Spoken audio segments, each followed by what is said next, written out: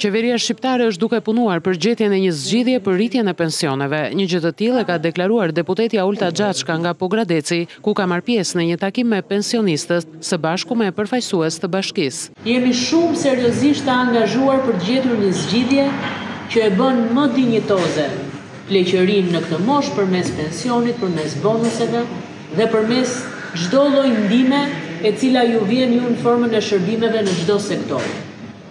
Kjo kategoria e moshës tretë, është realisht ndër prioritetet e qeverisë sot. Dhe janë të gjithë të angazhuar për të gjetur një zgjidhje dinjitoze, jo një zgjidhje sa për të kaluar radhën, një zgjidhje dinjitoze për pensionistët, që ju thash, nuk janë thjesht një kategori e veçuar, janë pjesë e zemrës, se janë prindrit edhe gjyshrit, edhe janë, siç e thash, zemra e Partisë Socialiste. Takimi me pensionistët u zhvillua në kuadër të dëgjesave publike për hartimin e projekt buxhetit të Bashkisë Pogradec për vitin 2025. Për pensionistët, Bashkia e Qytetit Liqenor ka ngritur disa qendra ditore, ndërsa i ka lehtësuar edhe nga tarifat vendore. Sipas kryebashkiakut, në buxhetin për vitin 2025 do të përfshihen edhe të tjera lehtësi për këtë kategori të qytetarëve.